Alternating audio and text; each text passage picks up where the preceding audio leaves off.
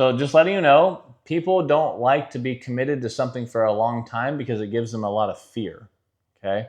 So they want to know there's an out. Everyone always wants to know there's an out. So before you pitch anything, you got to give them a potential out if it's there, okay? So just letting you know, this product can go up or down at any point in time. If you wanted to, hey, if let's say you're in high ticket sales, if you wanted to go down an option, up an option, hey, you can always, hey, today, obviously you're going to see the value and probably the top option I'm going to give you, but over time, if you want to scale down to the other one, you certainly can do so.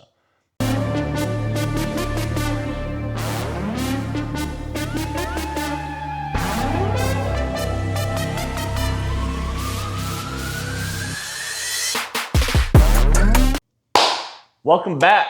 Part 9. What a series. What a series. You guys can go check out the comments with some of the previous episodes.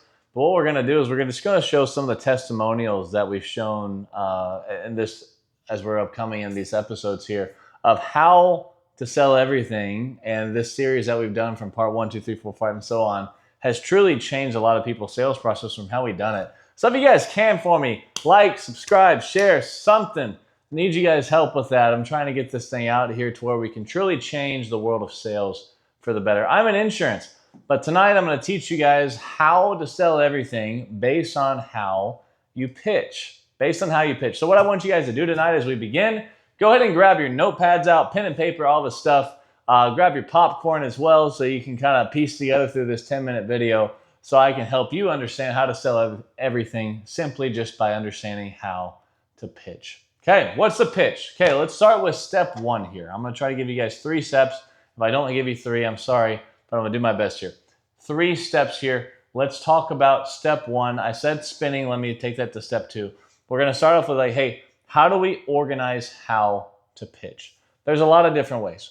Step 1, we got to gear it back to the why. Okay, so let's say I'm in insurance, okay? Hey, I'm having problems with this. I might be frustrated or I might be concerned about how this would go if this happens. So that means I need to pitch the product that way. So let me give you an example, okay? So what I want you to do for me is go ahead. You should have my name and number saved at this point. What I'm going to walk you through is 2 separate things. Number 1, I kind of walk them through how the process is going to go. And then I jump right into how I'm going to say the options they have, or if it's only one option, great, I'll give them that option. Okay, so just letting you know, people don't like to be committed to something for a long time because it gives them a lot of fear. Okay, so they want to know there's an out. Everyone always wants to know there's an out. So before you pitch anything, you got to give them a potential out if it's there. Okay, so just letting you know, this product can go up or down at any point in time. If you wanted to, hey, if let's say you're in high ticket sales, if you wanted to go down an option, up an option, hey, you can always, hey, today, obviously you're going to see the value and probably the top option I'm going to give you, but over time, if you want to scale down to the other one, you certainly can do so, okay? Along with that, hey, these options aren't permanent. You can go up or down whenever you would like to, and then all you need to do with that is just give me a call and I can upgrade that for you or downgrade it for you, okay? Now, with that being said, option number 1, what I want you to write down on a pen and paper every single time, you want people to write down their options on a pen and paper. Why do you want that? Because when they can see it on paper, it just does something different to their brain. And it just shows that they're more committed in the processes for just telling them something. It just registers more in their brain simply just by writing it down, okay? So when we write it down, again, we're going to go back to the why. So option number 1 I'm going to give you, it's going to really make sure to take care of Ben is taken care of properly for around 6 months. So if God forbid something happens to you tomorrow, Ben's not going to have to worry about the mortgage payments roughly for 6 months. Okay, so notice how I framed that. So automatically they're thinking in their brain, hey, Ben's going to be okay for 6 months. Okay, is that long enough? Okay, boom. Okay, so there's the why. Second thing. This is probably one of the hardest things to learn immediately in sales, which is spinning. I said it a little bit ago, but I call it the spin, okay? It's how you have to learn how to spin to sell a product. So it's going to be up here, but in the Wolf of Wall Street, okay, there's this guy, I can't remember his name. He had the hair slicked back, mustache. He's like, hey, sell me this pen, okay? Is there a way to technically sell you this pen? There's a lot of different ways. Okay, the guy's like, hey, what I want you to do is write down my name on a piece of paper. He didn't have a pen. Okay, Boom. Here's a pen for $100. Here you go. Okay, boom. There you go. Automatically sold. He spun it differently. So does that mean we have to spin it like that way every time? No, you have to learn how to spin it how the client wants to be spun. So let's say the client wants the entire, I'm just going to use insurance again. Let's say the client wants the entire mortgage completely taken care of tomorrow. Okay. Well, I might not be able to give them the whole mortgage paid for tomorrow, but I might be able to give them the whole mortgage paid for in 5 years. Okay. So I have to help them, even if it's not possible with the product I have or what they're wanting, I have to help them understand that, hey, it's okay. Or, hey, this is the best next thing we can get if you can't get this, right? Let's say a client wants a Lamborghini. Well, a client can get a Lamborghini. They don't qualify if you're selling them a car. They don't qualify from credit. They don't qualify with having enough money down. They don't, XYZ, whatever it is, right? How do we spin it? Well, hey, look, what I've seen is a lot of people actually go from this car to Lamborghinis, and it's a lot easier. It's a lot more proven if you go to the credit companies or if you go to the lender and they have this car already that you can jump directly into a Lamborghini if you don't have this one. So what I can do is I can go ahead and give you a really good offer on this one, which will then set us up for the Lamborghini in 1 to 2 years down the line when your income takes off. See how I did that, right? I'm still telling them, hey, when it's possible to get the Lamborghini, I'm just not telling them they can get it right now. Anytime that you give a negative connotation to someone that's wanting something but you can't give it to them, automatically their demeanor drops and they don't want to buy from you because you're not helping them with the solution of what you're trying to accomplish for them. They came to you wanting this, but you can't give them this, but you have to show them when you can get this based on what they're wanting. So let's say videography. Okay, this client wants, hey, I want to be able to do $3,000 for this package here. I want XYZ. I need you to video all day, roughly 18 hours. Okay, that's going to cost probably $5,000 in the videographer's mind. Okay, but hey, how do we get the client what they want if they're wanting videography all day? How do we get them that? Well, hey, we might need to bring in another assistant or hire someone else where we don't charge that much per hour. We might need to say, hey, I can give you close to that, but what I can do is set up a photo booth for you so at least they have some sort of filming. And then what I can do is film for you roughly 6 to 7 hours. That would suffice for the time frame that you're wanting with what I'm worth and then obviously what you're wanting as well. Right? I'm just learning how to pitch it a little bit differently based on what they're wanting, but I have to come up with a lot of ideas that will suffice, which is why, if you learned in the previous sessions that we've done, learning how to discover that's your ammunition down the line when you go to pitch. So if you don't discover, then you can't properly pitch. Okay, so let's go step one. Step one again, okay, we have to go lead with the why. Step two, we got to learn how to spin. And then step three is how we ask our final commitment question. Okay, so remember, every single person requested some type of information.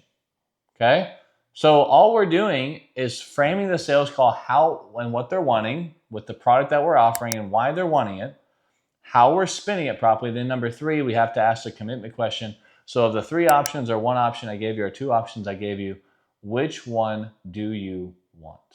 That's all you got to say. Which one is don't beat around the bush. Make it clear as mud on which one they want, why they want it, and spin it properly, and then ask them. Okay, if they give you an objection, then that's where it goes into, hey, what we talked about earlier, handling objections. Think about it, which we're going to talk about next level. Handling the final objections after the commitment. Okay, so which one do you want? Okay, well, I like option number 2. Okay, why do you like that one? I need to know why they like something, because guess what? If they say they like option number 2, then I need to know why if they give me an objection down the line in the end when we go to making the payment, right?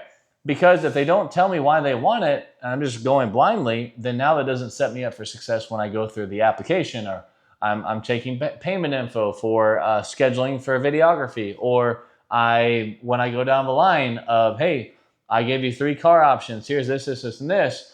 Okay, maybe they don't qualify for this car, but hey, we can get the one below. But I got to ask why they like that one so I can help them find something similar. I hope that's all making sense, right? If I cover all my bases here, I'm never going to have any issues down the line when I go to obviously close everything when I ask for payment, okay? This is so huge, and this is, in my opinion, where 95% of sales are lost. Right? A lot of people are really good at going through the why, but they are not good at closing up the deal properly. Okay? As a side note, I'm just going to put an asterisk under 3 here. Here's one more thing. When you're closing a deal, look at people in the eyes. Look at people in the eyes. Because if you're doing this, this, this, and this, what does that tell the client?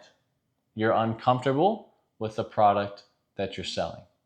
If you're uncomfortable with the product you're selling, the client's also going to feel uncomfortable, and then the client's not going to want to buy from you.